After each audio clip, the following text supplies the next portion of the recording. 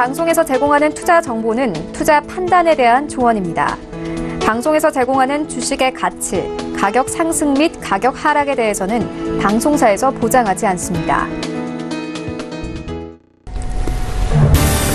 시청자 여러분 안녕하십니까. 오늘장 내일장 1부 출발하도록 하겠습니다. 서정덕입니다. 시장이 여전히 좋지 못합니다. 변동성 강하고요. 지금 하방 압력을 강하게 오늘도 받고 있는 상황입니다. 어제 검은 화요일 굉장한 낙폭을 기록을 했었는데 오늘도 역시나 시장은 녹록치 않은 상황입니다. 미 증시가 하락 마감을 했습니다. 낙폭을 축소하면서 하락 마감을 하긴 했는데 여파 받고 있는 상황이고요. 코스피만 힘겹게 보합권 수준에서 지금 등락 거듭하고 있는 상황입니다.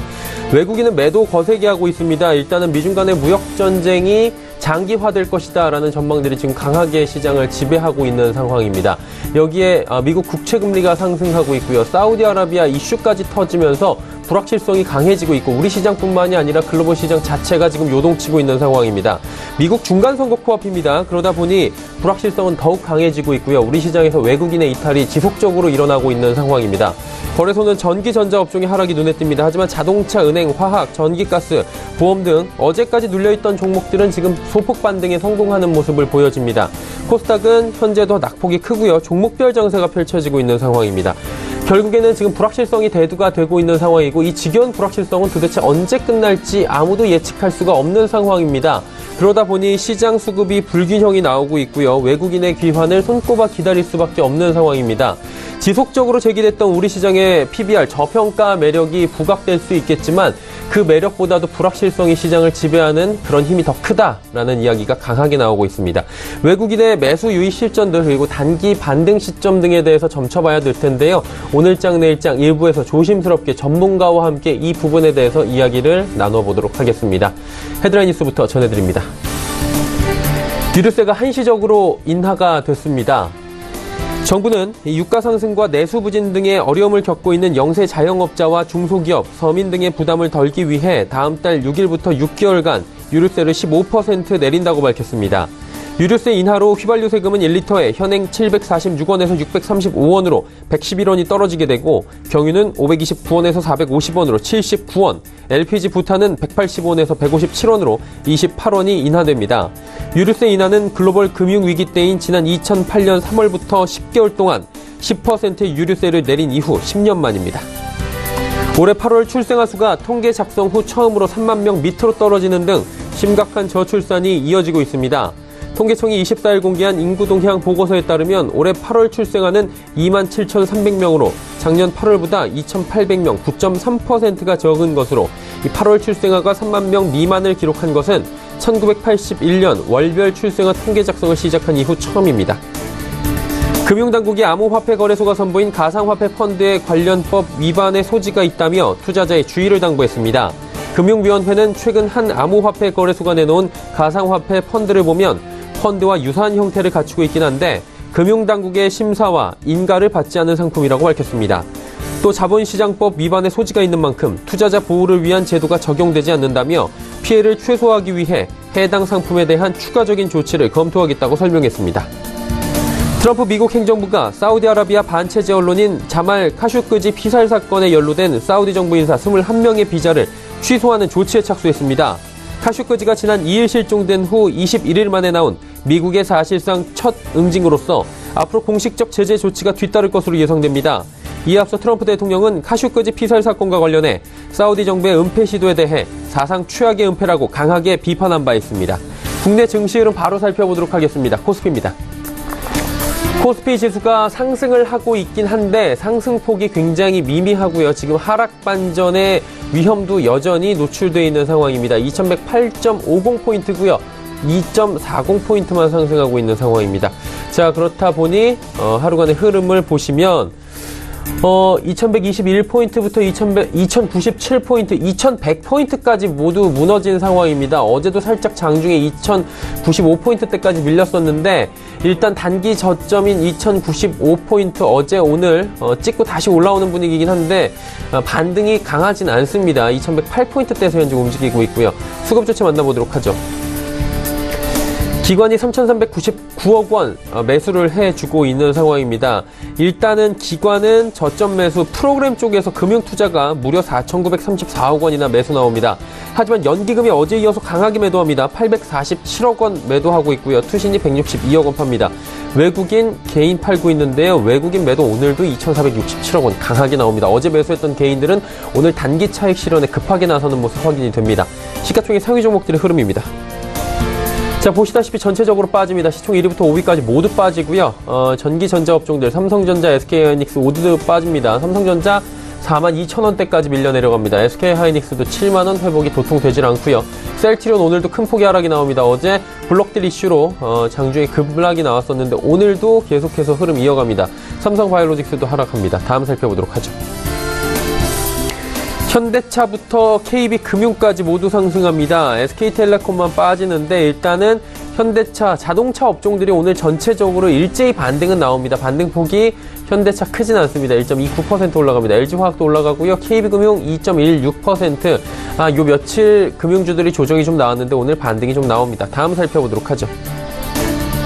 이어서 삼성물산도 올라갑니다. 신한지주 반등 강하게 나오고요. 네이버 0.8% 상승, 삼성생명 3%가 넘게 올라갑니다. SK이노베이션 0.24% 하락합니다. 다음 살펴보도록 하죠. 코스닥 시장입니다. 코스닥은 1%가 밀립니다. 장중 심리적 마지노선인 710포인트 지금 위태한데 하루간의 흐름 보도록 하겠습니다. 보시면 710선 지금 강하게 지지가 나옵니다. 일단 710선은 사수하는 모습들이 확인이 되는데요. 729부터 장중에 상승 출발했는데 쭉 빠져내려옵니다. 급락 이어지면서 710선에서 지금 공방 벌이고 있는 상황입니다. 다음 살펴보도록 하죠. 수급주체입니다. 기관이 사주긴 하는데 6억 원만 삽니다. 지금 금융투자 쪽에서 근데 637억 원이 매수가 들어오는데 투신, 연기금 그리고 기타 법인에서 지금 매도가 강하게 나오면서 기관 매수가 작게 잡히고요. 개인은 575억 원 급락장에서 또 삽니다. 외국인은 557억 원 또 팔고요. 시가총액 상위 종목들 살펴보도록 하죠. 셀트리온 헬스케어가 빠지는 가운데 신라젠도 상승폭 다 반납했습니다. HLB도 상승폭 거의 많이 반납을 했네요. 지금 2.83%대까지 상승폭 줄였고요. 포스코캠텍이 시총 5위로 내려앉았습니다. 요 근래에 지속적으로 하락이 발생하면서 HLB와 시총 순위가 4, 5위가 지금 바뀌어 있는 상황입니다. 포스코캠텍 3% 오늘도 급락 나옵니다. 다음 살펴볼까요? 6위부터 10위 종목들입니다. 바이로메드 1.99% 상승하고요. 펄어비스가 올라갑니다. 오늘 게임주들은 그나마 괜찮습니다. 그런데 제약바이오주들 그리고 엔터주가 강하게 밀리는데 스튜디오 드래곤도 오늘 6.37%가 내려갑니다. 하지만 이 정도의 낙폭보다는 SM이나 YG 그리고 JYP 등의 연예 관련 매니지먼트 엔터 관련주들은 지금 15% 가까운 낙폭들이 일제히 기록이 되고 있습니다. 기관 외국인의 차익 실현 매물 나오면서 오늘 낙폭의 주요한 원인은 일단은 엔터주로 볼 수 있겠습니다. 코오롱 티슈진도 1.36% 빠집니다. 다음 살펴보도록 하죠. 메디톡스가 상승하는데 상승폭 모두 반납하면서 지금 0.36% 상승에 그치고요. 파라다이스는 소폭씩 그래도 약세장에서 지속적으로 올라오는 모습 보이고요. 실적 잘 나올 것으로 예측이 되는 SK모트리얼즈 오늘은 낙폭이 5% 가까이 보입니다. 컴투스, 셀트리온, 제약 역시 하락하고 있는 모습입니다. 원달러 환율의 흐름 짚어보도록 하죠. 어제 급등했는데 급등 흐름들 멈추면서 바로 급락입니다. 1130원 50전에 거래되면서 원화 강세 흐름 이어가고 있는 상황입니다. 금일폰 방송에서 제공해드리는 정보는 투자 판단에 대한 조언일 뿐입니다. 해당 주식의 가치와 수익률 보장해드리지 않는다는 점 참고해 주시길 바랍니다. 오늘장 이슈 바로 살펴보도록 하겠습니다. 펠리즈 투자인 리서치 김민수 대표와 함께합니다. 안녕하십니까? 네, 안녕하십니까. 일단은 코스피 2100선이 지금 위태한 모습이고요. 장중에 어제도 깨졌고 오늘도 깨지고 있는 상황입니다. 일단은 2100선 이탈이 되면 기관의 강한 매수로 2100선을 억지로 만드는 모습이 보여지고 있는데 시장 어떤 이슈 있는지 시장 상황 점검 부탁드립니다. 네, 시장 보는데 상당히 불편합니다.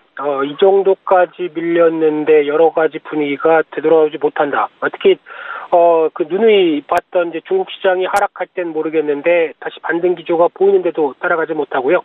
게다가 환율도 어제는 원화가 약세를 보였다고 하더라도 오늘은 강하게 원화 강세가 이어지는데 전혀 시장에 대해서 반응이 못한다는 부분들은 일단 외부적인 여러 가지 점검 사항보다 투자 심리와 관련된 부분들이 꼬였다라고 볼 수밖에 없는 그런 상황이라고 생각되고 있고요.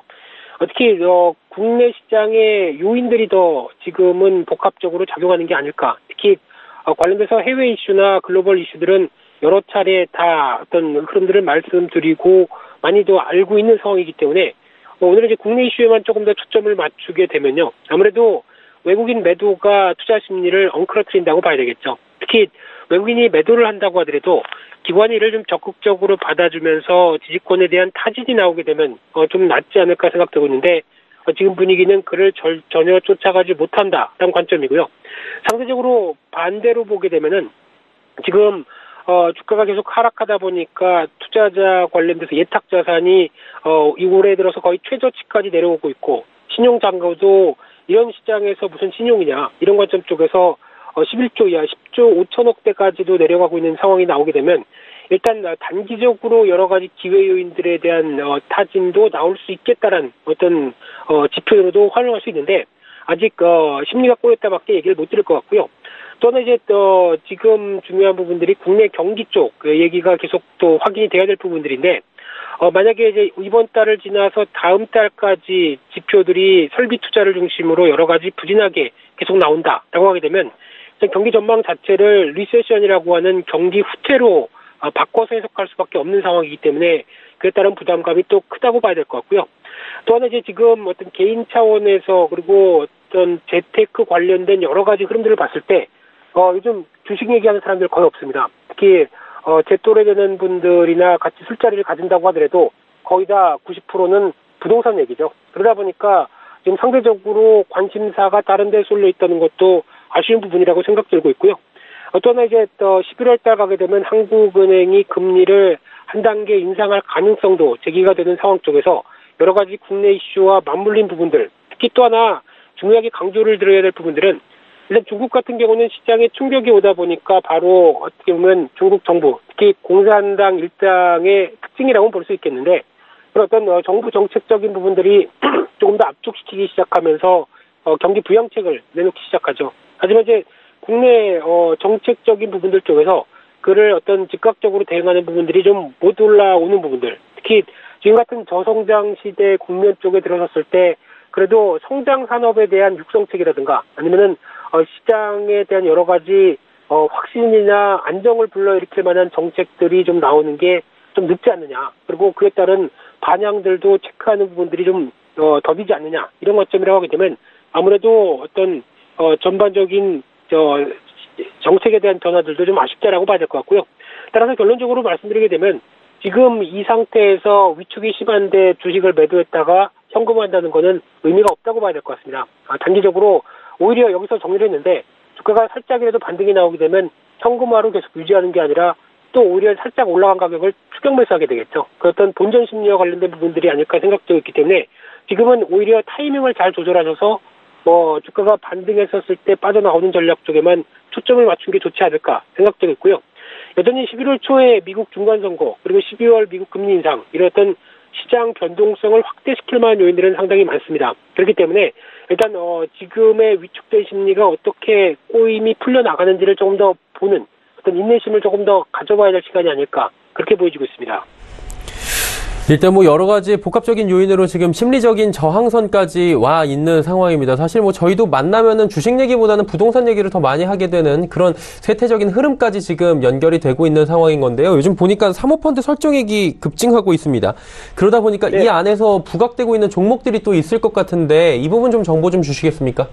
네, 요즘 보면 이제 보통 펀드라고 하게 되면 저희가 알고 있는 게 주식형 펀드 쪽에서 공모 자금이죠. 그래서 불특정 다수를 통해서 자금이 유입돼서 주식형 펀드를 운영하는 그런 기조로 봤을 때 이제 10월 1일 기준으로 보게 되면 2년 전 대비해서 지금 잔액이 67조 원, 약 한 10% 늘었습니다.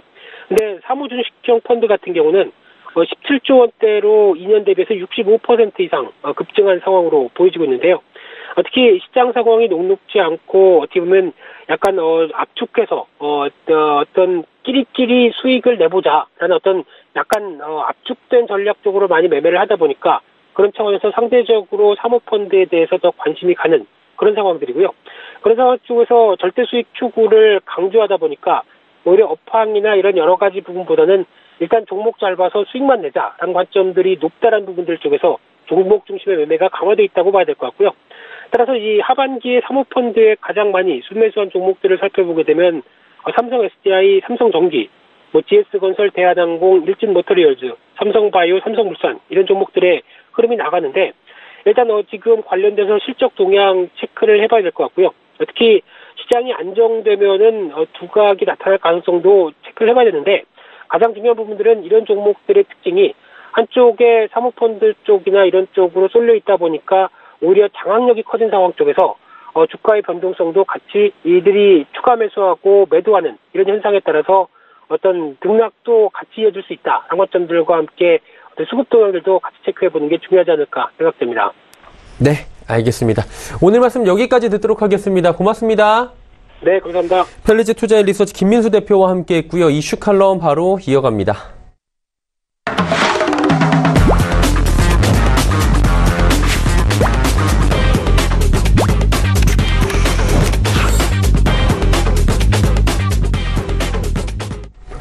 마켓 리더들과 함께 시장의 이슈 점검하는 시간, 이슈 칼럼 시간입니다. 오늘은 SPM 김형진 대표 화상 연결되어 있습니다.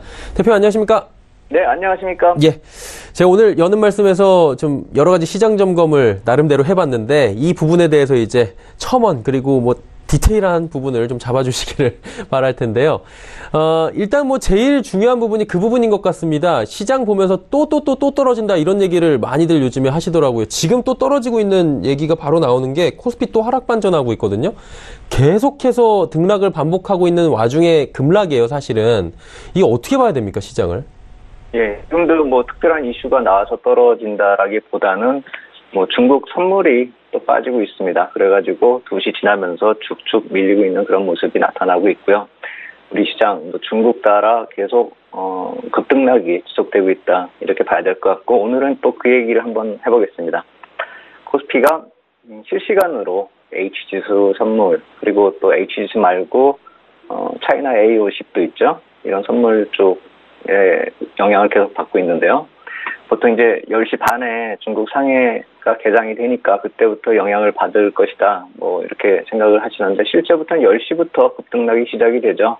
이 중국 관련 선물 거래들이 차이나 A50 같은 경우가 10시부터 거래가 시작이 되고 H지수 같은 경우가 10시 15분부터 거래가 되기 때문에 실제로 중국 상해지수 열리기 전부터 반영이 된다 이렇게 보면 될 것 같고 그렇게 움직이기 때문에 우리가 이 선물 쪽에 큰 영향을 받고 있구나 이렇게 가늠하면 될 것입니다.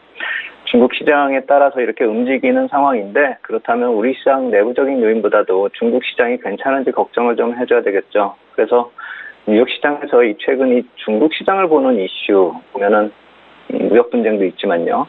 그로 인해서 이 부채와 디레버리징 정책을 써왔었던 것 이것에 대해서 반작용이 나타나고 있는 것, 이쪽을 포커스를 맞춰서 보고 있다는 점 한번 생각해 볼 필요가 있어 보입니다. 중국은 당연히 그동안에 고성장을 했으니까 대규모 부채가 나타났겠죠. 그리고 또 그것이 공기업이나 지방정부 쪽에 많은 부담이 된다는 그런 점 때문에 정책적으로 디레버리징을 밀고 왔었는데 경기 사이클 상으로 이제 하락 압력이 나타나기 시작했고 그것이 지표상으로 최근에 나타났고요. 또 무역 분쟁의 영향으로 인해서 금융시장 불안이 지금 굉장히 커진 상태이기 때문에 그것에 대해서 선제적 대응하기 위해서 유동성 공급으로 급선회를 했죠. 지난주에요. 그래서 증시가 급반등을 나타낸 것이고요. 근데 실제 무역 분쟁의 영향은 아직 크지가 않고 실제로 미치는 영향은 유행하 절하로 상쇄되는 상황이기 때문에 실질적인 경기 둔화 우려감이 증폭되었기 때문이다. 이렇게 볼 수가 있는 것이죠. CT 같은 경우는 이러한 경기 부양 정책으로 선회한 것에 대해서 재정 위기로 이어질 수도 있고 또 금융 시스템의 건전성이 우려된다. 이런 코멘트를 날리고 있는 그런 상황이고요.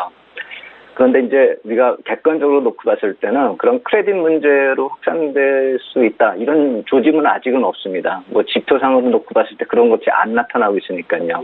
하지만 실제 위기로 이전되는 상황은 아니지만 지금 예측이 중국 쪽으로 좀 불가능한 그런 상황이지 않습니까? 그렇기 때문에 이 불확실성 요인이 항상 잠재되어 있고 그렇기 때문에 흔들흔들거린다. 이렇게 보시면 될 것 같습니다. 특히나 지금 지수대가 중국 상해 증시가 아주 중요한 분기점에 또 들어섰습니다. 예전에도 한번 이제 중기적으로 중요한 기로점에 들어섰다. 그렇게 말씀을 드렸고 그게 무너졌다. 이렇게 말씀을 드렸는데 이제는 아주 장기적 관점에서 자꾸 무너지니까 이제 시각을 크게 볼 수밖에 없는 거죠.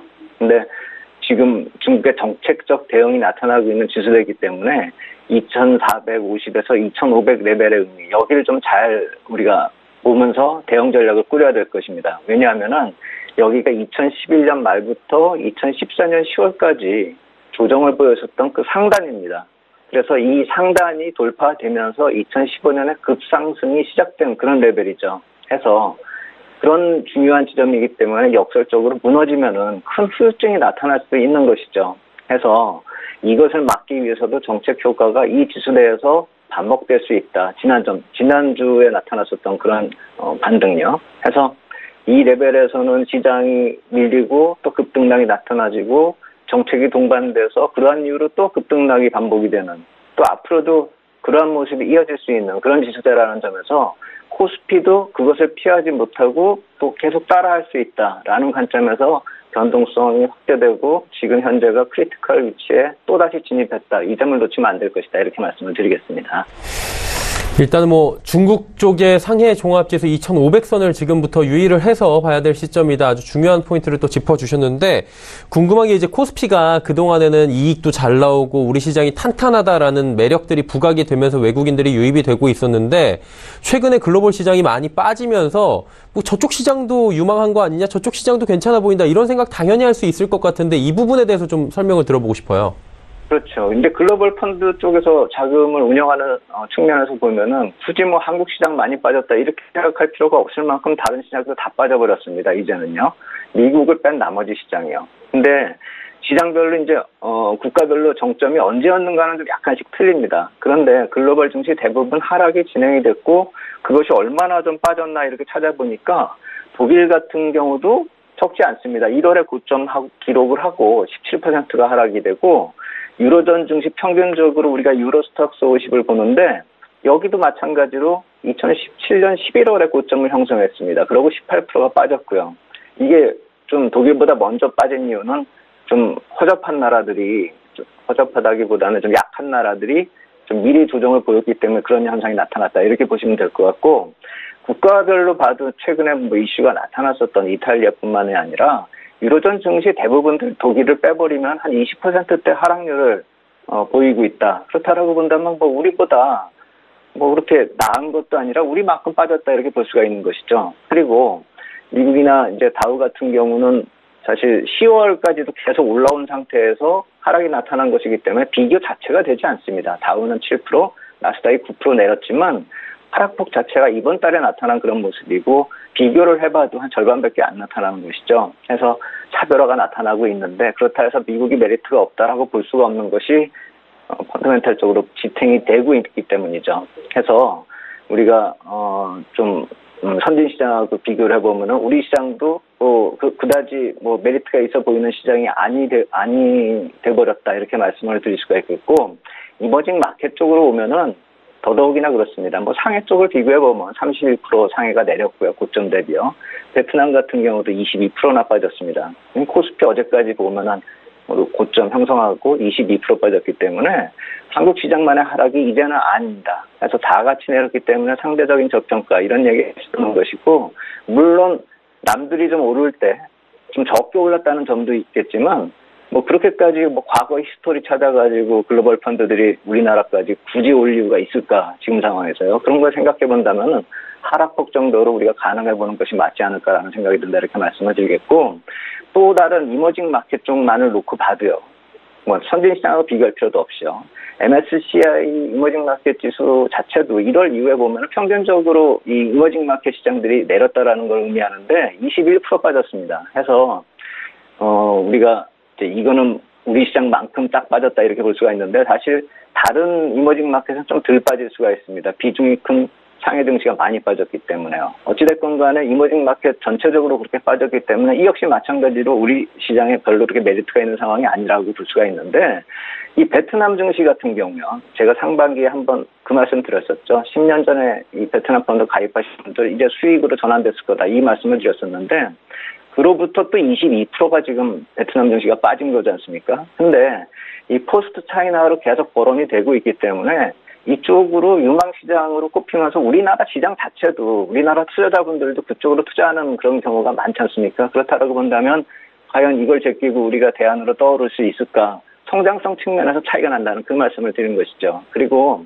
또 다른 시장을 보면 사우디 같은 경우가 있습니다. 이게 11% 고점 대비 빠졌는데 최근에 뭐 좀 안 좋은 얘기들 있었기 때문에 뭐 외국인 자본 이탈이 지금 우려되면서 실제로 좀 많이 빠진 그런 상황인데 규모상으로 따져보면 중동의 최대 시장이고요. 또 MSCI 이머징 마켓 지수에 아직 편입이 안 됐는데 편입 예정이기 때문에 이 관심이 갈 수밖에 없는 상황이고 또 기업을 놓고 보면은 세계 최대 기업입니다. 아람코 같은 경우가 IPO 예정이죠.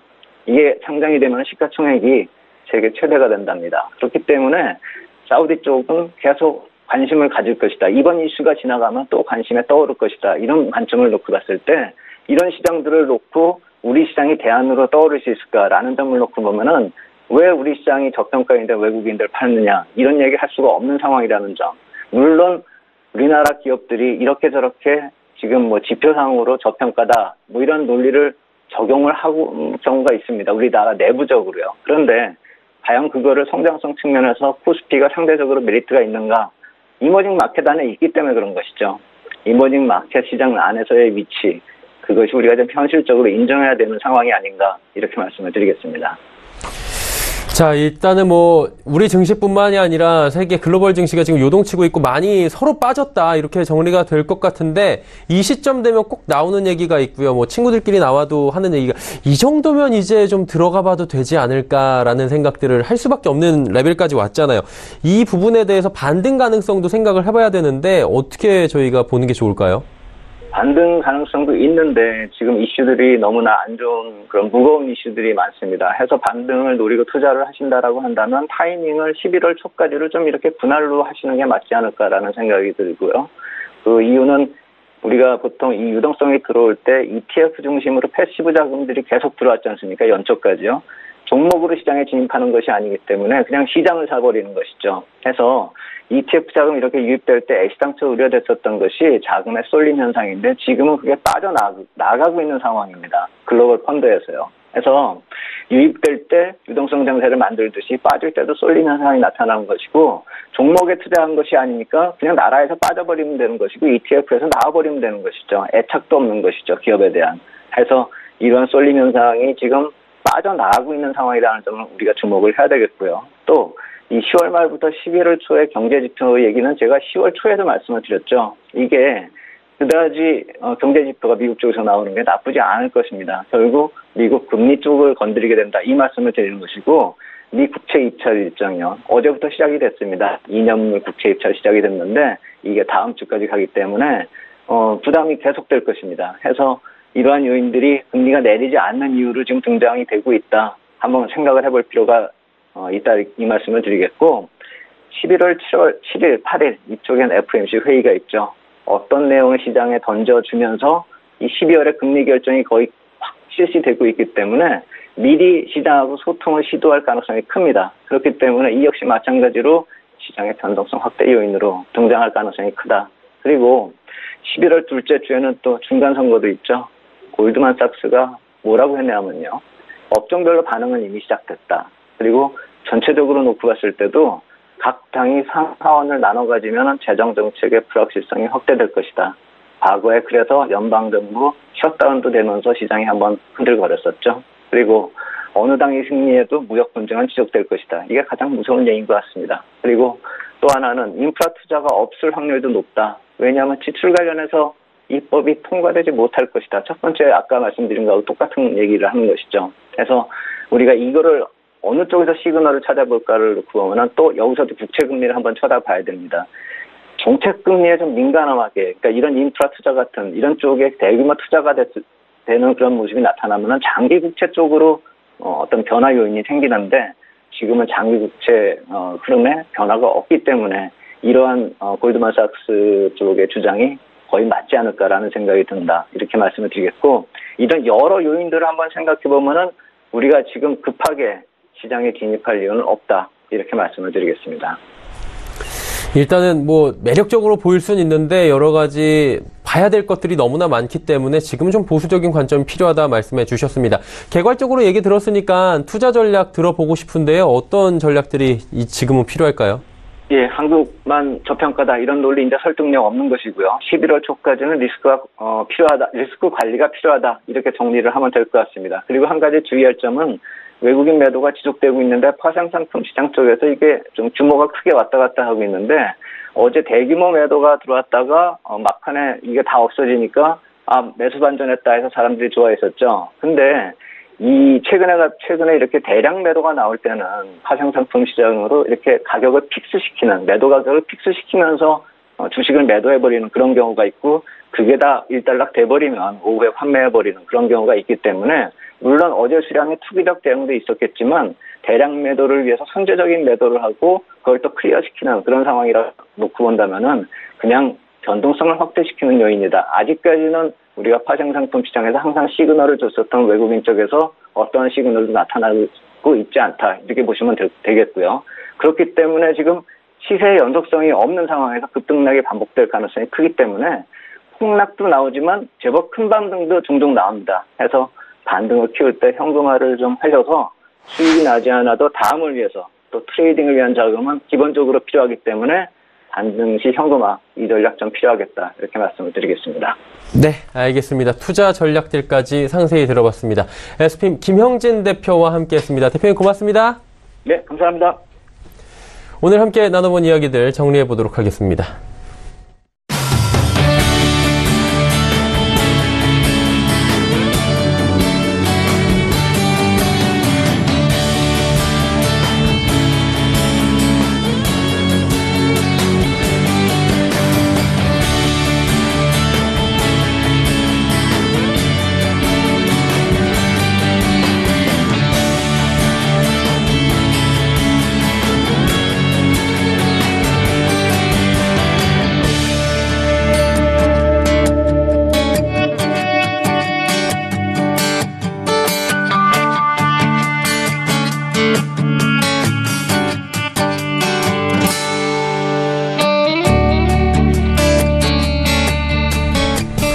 오늘전 일장 1부 함께 하셨습니다. 잠시 뒤 2부 예고해드리도록 하겠습니다. 지금 시장 상황이 좋지 못합니다. 코스닥 같은 경우 2%대까지 빠져내려가고 있는 상황이고요. 코스피도 2100선이 재차 붕괴가 되고 있는 상황입니다. 이런 시장 상황 속에서 종목 이야기 좀 더 자세히 짚어보면서 대응 방향 찾아보도록 하겠습니다. 또 종목 상담까지 이어지니까요.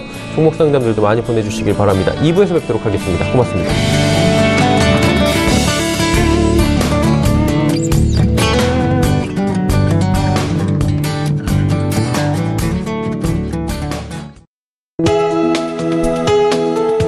방송에서 제공하는 투자 정보는 투자 판단에 대한 조언입니다. 방송에서 제공하는 주식의 가치, 가격 상승 및 가격 하락에 대해서는 방송사에서 보장하지 않습니다.